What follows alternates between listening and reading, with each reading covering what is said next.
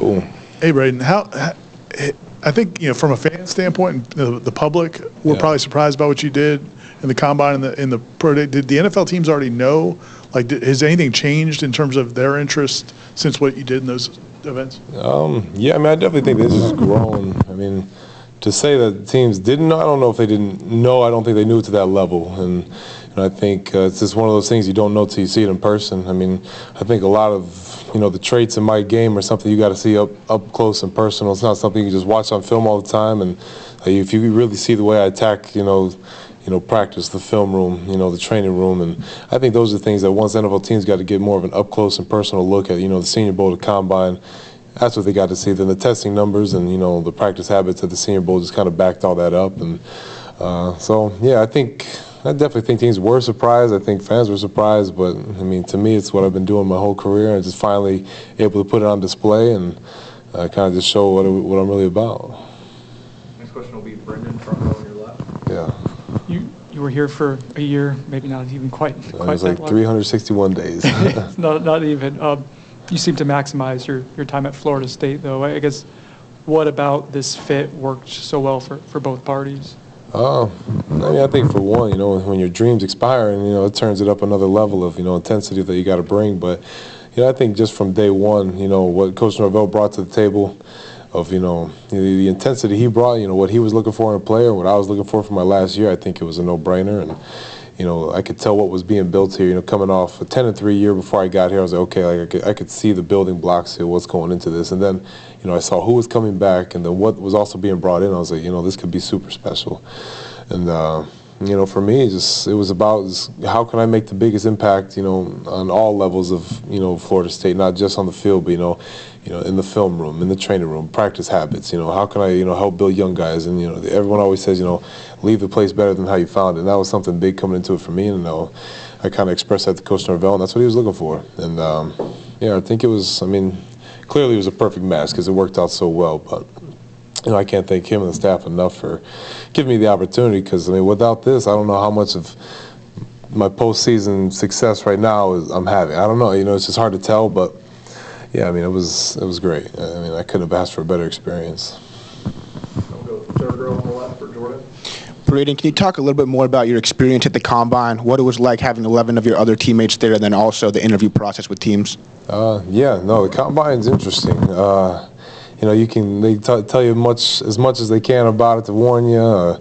They give you all the, tips and tricks, but at the end of the day, it's just something you got to experience to kind of go through to understand of. It's kind of just, you spend more time, I talk about it all, you spend more time in your underwear there and you do your clothes. I mean, it's just like the mental evaluation at the Combine is bigger than the physical. And that's what I think most people got surprised by, because you got to spend, at least in my case, Monday, Tuesday, Wednesday, you're up late and getting up early and you're doing stuff all day, and then you're asked to go out there and put your best performance on the field on Thursday. But overall, great experience. I mean, it's a good problem to have, right? And, to be able to go there and, put your talents on display, I mean, that's what everyone dreams of. And, for me, took a little bit longer to get there, but it was even sweeter being able to go out there and put a performance on. And I'm sorry if I don't know. Sorry, I got off a little tangent there, but hopefully that answered the question. Go back to Ira on your right. I think the NFL Network people got excited by, was it at the end of your 40? Right. Did you know, did you know you would run a good time, or did you just, is that what you do after you run every 40? No, I mean, going into the process, in January when I first got down to my training site in Bomarito's, I talked to my trainer, I was like, listen, I have to run a 4.7. And my pre-test when I got there was like a 5.02 or something. And it was like, all right, well, we got some work to do, but I'm sprinting against Jared every day. I'm racing Coach Norvell most days until I got a little tired later in the season. But I knew I could run fast, and it was just something that especially once I got my first 10 yards, I was like, all right, we're moving. And then the mock combines you do leading up to the actual combine, my numbers were hitting exactly where they were supposed to be, and I knew it was gonna hit. And it was funny, in the interviews with teams, I was like, they were asking me what are you gonna run? I was like, it's gonna be fast. And they were like, well, what's fast? And I was like, just wait. And I was like, what do you think I'm gonna run? Teams would be like, maybe the 4.9, maybe the high 4s. I'm like, all right, cool. That's a bet. That's a perfect opportunity. And just being able to do that was huge. But did you see the number when you run it, or no? So on the screen, so they show the broadcast up on one of the big screens there, but at the bottom it's cut out, so you don't see the time. So And like you can tell by reactions like that, like the fans are in there clapping. I was like, all right, it must have been decent. Then you're running back, and like, Reggie Wayne's standing there on the side. And he's just looking at me like, yo, oh crap, who is this guy? And you get back and all the guys that are running too, like the scouts are over there. They're like, yo, that was fast. I'm like, bet. Yeah, all right, cool. And then, so yeah, it was cool. Stay there for Corey. Did what happened in Indianapolis, did it change your expectations for draft week as opposed to, I don't know what you thought, what range I'm going to be drafted in, and now I assume you have a different thought of what range you might be drafted in? Most definitely. I think it's just going back to, say even before the Florida game or ACC championship game, I mean, my draft stock was, realistically looking like a 4th, 5th, maybe. And,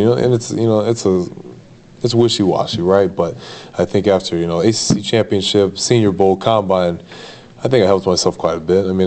It's looking good. I can't put an exact number on it, but it definitely made a huge impact on, where we're going to take this guy. Because me being 24 and they love talking about my arm length, right? But they're trying to get me at a discount no matter what. But putting on performances like that, it kind of forces the team to play their hand. And I think it'll be interesting to see come draft time, who falls in love with you and who's going to pull the trigger. And I'm ready for it. I'm ready to go somewhere. We'll go back to the left for Chris. What, if anything, are you going to actually do on Friday here? I'm doing everything. No, it's fine. I'm doing just position drills. Could I go out there and try to run 40 again? Maybe, but I think we did enough. We'll go out there, do some position drills, and make the most of that. We'll go back to Jordan. Cool. Braden, you mentioned your training over the last few months. Besides your speed, what else are you trying to work on to improve as you get drafted into the NFL? I think it's just overall game. How can I attack? Because teams really look at me as like a 3-down guy, but more of like a pass rush scenario guy. And for me, it's in my pass rush game. How can I be more effective in different scenarios of 3rd and long, 3rd and short. Counter, 2nd and 3rd rush moves. When to counter on the depth of the quarterback, where to find that. It's, it all plays into it. And then in the run game, it's something you constantly preach, pad level, hands, where you're striking, the point of attack, where you're fitting on double teams, how you're going to slip it. It's all things you're trying to sharpen no matter what. I can't pinpoint one exact thing. It's just trying to take, where my game level was when I left here to, where can I take it to and, where can it get to. And, it's kind of what I'm looking forward to the most, especially getting into, an organization and hopefully finding the right vet to, just follow. That's something I've kind of done my whole career is, found guys, whether it's to compete with them or whether it's to learn from them, there's always something you can learn in this game, and that's kind of what I look forward to the most at the next level is, finding that vet that's going to be able to take me under his wing and just show me the ropes until I can eventually take my game, to that next step. Come back to the right for Corey. 2 ones, actually. The first one, have you decided where you're going to watch the draft from? I plan on going back to Michigan City with, family and friends. I don't know, I've debated on, if I do get the draft invite somehow, if that were to happen, would that be super cool? But I don't know, dude, I'd hate to be that guy sitting in the green room and it's like pick 32, you're like, that'd be a little, I think it's a little more special, especially where I come from, how much it means to people in my community just to be around, family and friends. And we already have a location picked out and sending invites out, so I'm excited to just get back with everybody. It's really, Michigan City is really special to me, especially how I came up in football and, just the amount of coaches that had an impact on me. And, just to be able to go back there and kind of celebrate with everyone. And, I think there's a lot of kids back home that look up to me, and it'd be cool to, show them, hey, no matter how long that journey is, it can happen. And, it's happening for me, and I'm just excited to get back and kind of share that with everyone. And what you guys did at the Combine with Jarian running what he ran, and obviously Jared and you and Renardo, was that just another statement of what the 2023 Florida State defense, our team as a whole, but especially that defense was, and how talented it actually was? If that's not a statement, I don't know what it is. I just think just the amount of talent. You could see it screams off the Combine. You look at the numbers of, each position group, there's a Florida State logo on there, and I feel like that showed all season, but hey, we weren't the ones making the decisions. But even on offense, Trey run like a 4.3? That's stupid. It's frustrating, but I couldn't tell the amount of times teams are like, "How did you feel?" I'm like, "How do you think I felt?" We're sitting there, we're all thinking we're in there, and then you know, they put another team there and just like, what? But yeah, no, it's I think the combine was a great testament to, like, yo, we had more than just a couple guys on this team. We had a whole squad.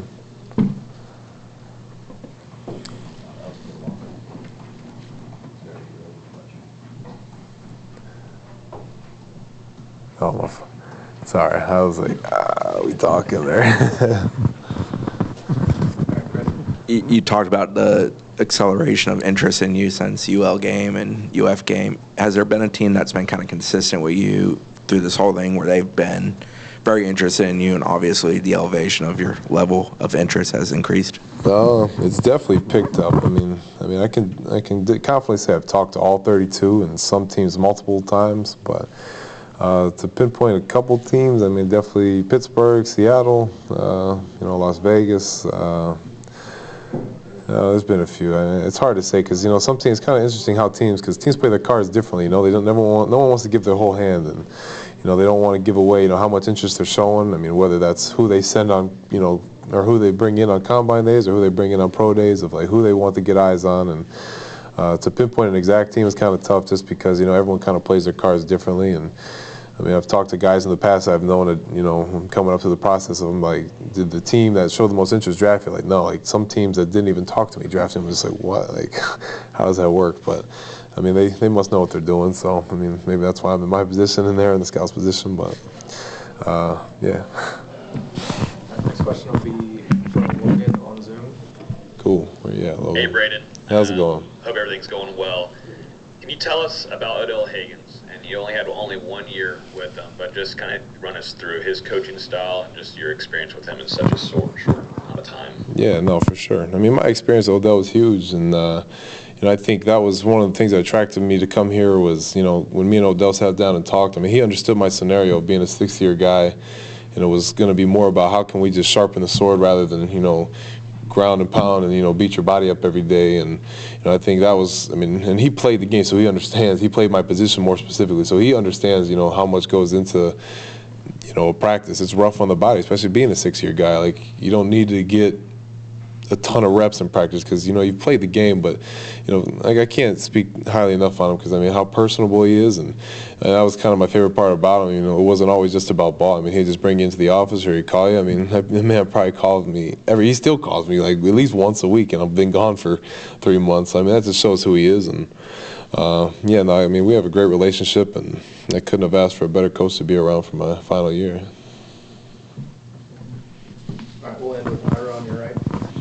They've got a lot of holes to fill on this team, but particularly defensive tackle with you and Fabo moving on, and Dennis left, and Malcolm left. And what did you see from, like, KJ and some of those young guys, and what do you expect from that group moving forward? Yeah, no, I mean, I think he's brought up KJ. KJ, man, he's going to be great. I mean, he has one of the more natural feels for, like, a pass rush that I've seen from a young guy. And just the way he attacks, like he wants it, you know, it's cool to see that from a young guy, like when he wants to be good. You know, some young guys come in timid and, you know, kind of don't know where they fit in or how they should approach the game. And he approaches it kind of like a vet already. It's pretty cool just of, you know, he wants to get better. You know, Odell's tough on young guys. So, I mean, he was one of the, I think he was our only freshman this past year.